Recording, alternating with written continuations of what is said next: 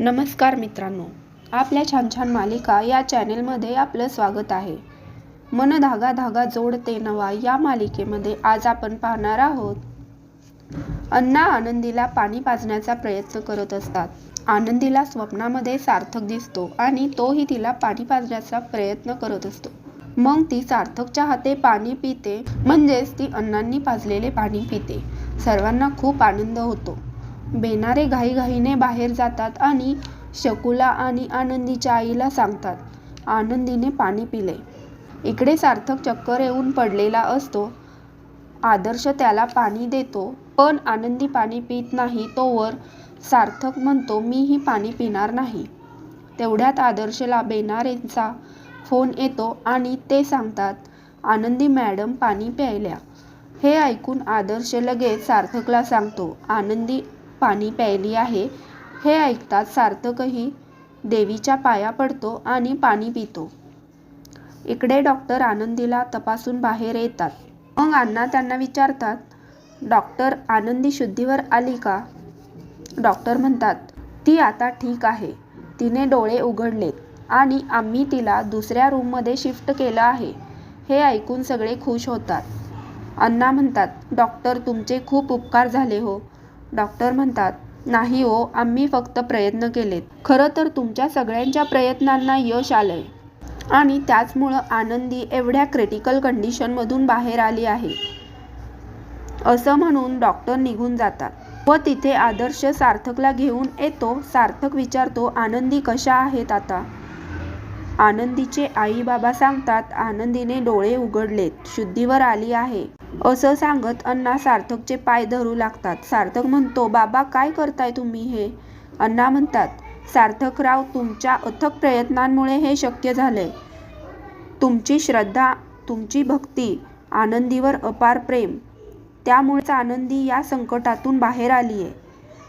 तेवढ्यात तिथे नर्स येते आणि सांगते, पेशंटला तुमच्यापैकी एक जण भेटू शकता. अण्णा सार्थकला पाठवतात आनंदीला भेटायला. सार्थक आनंदीला भेटायला रूममध्ये जातो. आनंदी सार्थकचा हात धरते आणि सार्थक रडू लागतो. तो आनंदीला म्हणतो, इथे बरी झोप लागली लाईटमध्ये, आणि दोघेही हसतात. सार्थक म्हणतो, सोडून चालला होतात तुम्ही मला. आनंदी म्हणते, अशी कशी मी सोडून जाईल तुम्हाला? आणि मी लाख ठरवलं तरी तुम्ही मला जाऊ देणार आहात का? सार्थक म्हणतो, नाही. आणि म्हणतो, नका बोलू तुम्ही काही, आता जातो मी, तुम्ही आराम करा आणि काळजी करू नका, मी इथेच आहे, कुठेच जाणार नाहीये. आनंदी म्हणते, मला आता कसलीच काळजी नाहीये सर, कारण मला माहिती आहे, मला काही झालं तर तुम्ही आहात ना माझ्यासोबत. सार्थक म्हणतो, कायम. आणि थँक्यू, मला सोडून गेला नाहीत म्हणून. मी नसतो जगू शकलो. मग आनंदीचं सार्थकच्या हाताकडे लक्ष जातं. त्याला लागलेलं पाहून ती त्याला विचारते, सर हे काय झालंय? तुमचे डोळे पण एवढे का सुजलेत? सार्थक म्हणतो, सुजणारच ना, तुमच्या शुद्धीवर येण्याची वाट पाहत होतो. माझं असं झालं होतं, कधी एकदा तुम्ही शुद्धीवर येताय, कधी माझ्याशी भांडताय आणि कधी तुमचं हे स्माईल बघतोय मी. इकडे सार्थकचे बाबा देवापुढे प्रार्थना करत असतात. ते म्हणतात, असं का वागलात देवा?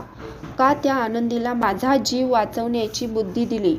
अरे माझा जीव गेला असता तरी चाललं असतं रे, पण त्या आनंदीच्या बाबतीत हे घडायला नको होतं. राजाध्यक्षांची सून म्हणून तिला खूप काही करायचं आहे देवा. सार्थकच्या खांद्याशी खांदा लावून हे घर सांभाळायचे तिला. नाही देवा, हे खूप वाईट झालं. आनंदीला बरं कर देवा, आनंदीला बरं कर. मला तिला आणि सार्थकला कायम एकत्र बघायचे. देवा, आनंदीला बरं कर. तिथे भिंगरी पळत पळत बाबा बाबा करत येते. सार्थकचे बाबा विचारतात, काय झालं भिंगरी? भिंगरी म्हणते, आत्ता हॉस्पिटलमधून फोन आला होता. ते म्हणाले आनंदी वहिनीला शुद्ध आलीये. हे ऐकून सार्थकचे बाबा खूप खुश होतात. देवाला नमस्कार करतात व म्हणतात, तुझी लीला अगाध आहे देवा. शेवटी तोडणाराही तूच आणि जोडणाराही तूच. या घरावरचं खूप मोठं संकट दूर केलंस देवा. सार्थकचे बाबा सुधाला बोलवतात. सुधा येते.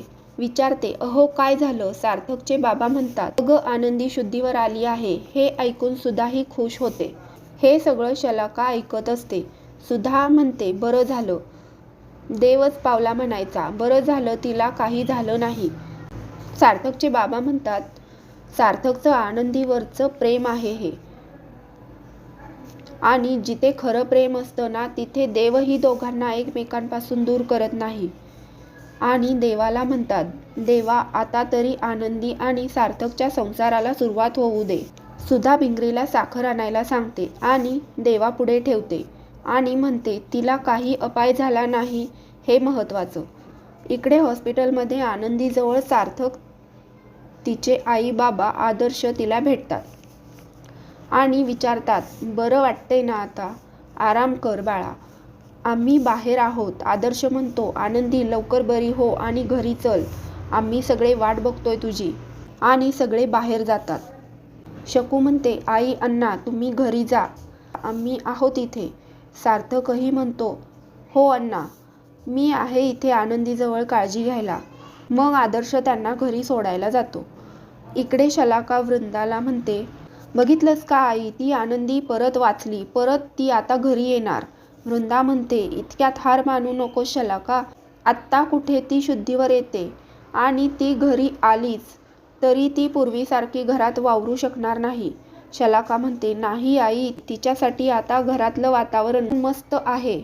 तिने मध्ये येऊन काकांचा जीव वाचवला ना. सार्थक आता तिला कुठे ठेवू आणि कुठे नको असं करणार. आणि सुद्धा काकूसुद्धा माझं कुंकू वाचवलं म्हणून तिच्या पुढे लोटांगण घालेल. वृंदा म्हणते, सुद्धा तिला सून म्हणून कधीच स्वीकार करणार नाही. तिथे केदार येतो आणि म्हणतो, रेश्माने मस्त प्लॅन केलाय. आनंदी डायरेक्ट वर जाणार, ती घरी येणारच नाही. अशाच नवनवीन मालिकांचे अपडेट्स पाहण्यासाठी आपल्या चॅनेलला लाईक करा, शेअर करा, सबस्क्राईब करा. धन्यवाद.